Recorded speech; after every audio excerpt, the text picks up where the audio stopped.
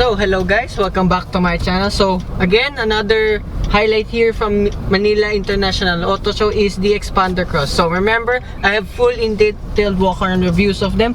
Link of those will be in the description down below. So I'd like to thank Sir Rio of Mitsubishi Gateway Sukat right here and Sir Joseph for assisting me here in this test drive. So you already know my experience with Xpanders. I freaking love them, but I've always wanted to try the brand new Xpander Cross because of one special feature, the yaw control. So you know me, I'm a spirited driver, so I can't wait to try this out. So first impressions immediately, feels exactly the same like with every other Xpander. Apart, it's just a little bit weird, but I find it hilarious, is the steering wheel. It comes straight from the Montero, as everyone says. I completely agree too.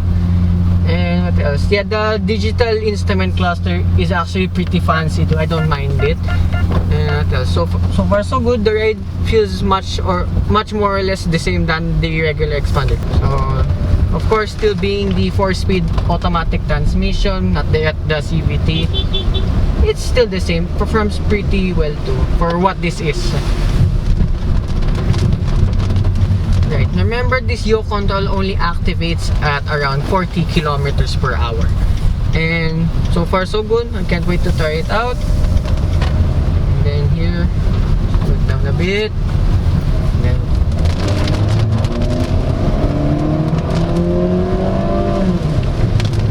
yep, straight line performance, no question, is exactly the same like with the regular Xpander. Of course, it still has the same engine, the same power, the same torque.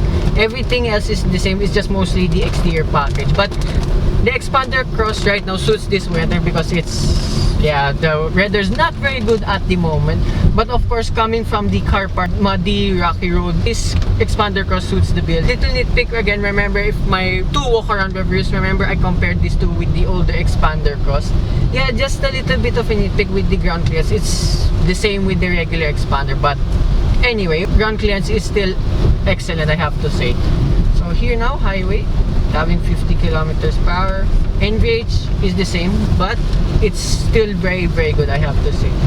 Little bit itching now to get an Xpander, to be honest. Okay, big disclaimer, I won't be getting a Mitsubishi Xpander because I just prefer the normal Xpander.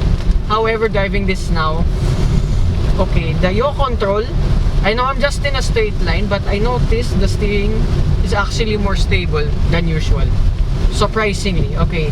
So at highway speeds, yeah, this will be much more suited than that of the regular Xpander. And despite yet again being the 4-speed automatic transmission, the response of it is still pretty good. So I understand Mitsubishi Motors Philippines that they didn't want to ask this transmission over the newer CVT. Yes, everyone keeps complaining that they want the CVT format because it's more fuel efficient here and there. But for this 4-speed automatic, if it ain't broken, don't fix it. It still suits the bill. It still suits the build. So as well, fuel economy, if I can find it.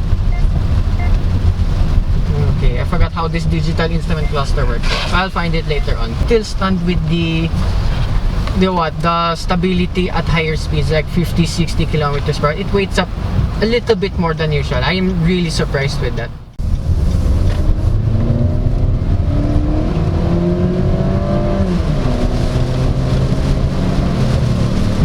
Yeah, straight line wise, exactly the same. And yeah, I think this yaw control would be handy if you're driving at that speeds above 40 kilometers per hour in the wet. Yeah, I'm really surprised with this yaw control. Yeah, if you don't know what yaw control is, it's basically like Formula 1 technology. I don't want to get too geeky into that, but yeah, it feels like that. And I understand now why a lot of people now are getting more of the Xpander Cross. Yes, it handles slightly better, and the body, there's not much body lean whatsoever. I didn't expect this with this Xpander Cross. I am very impressed. And overtaking performance, yet again, exactly the same like with the normal Xpander. Brakes, exactly the same too. Right. Okay, I would definitely enjoy this driving up in the twisties with this Xpander Cross because yet again with that feature of the yaw control.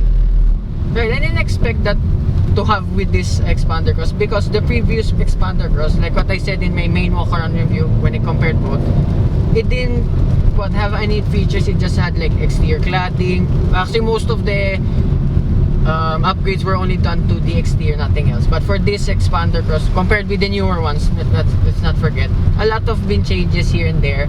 And yeah, I'm really happy with the fuel control. So as well, fuel economy, exactly the same too, like with the normal Xpander. So, well, this one's just 0.1 better at 9.2 kilometers per liter.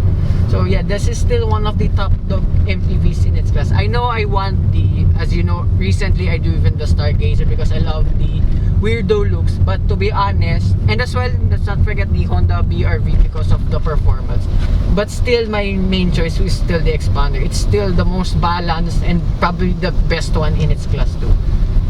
So, what else? Is this worth it over the normal Xpander? I gotta say yes, but just personally, I just have the normal Xpander with the additional air dump spoiler at there. That's it.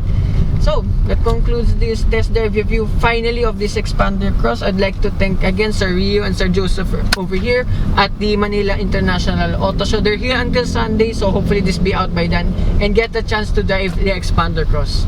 So hope you guys like and subscribe, and I will see you with more test drives here coming right up at the auto show. Bye bye.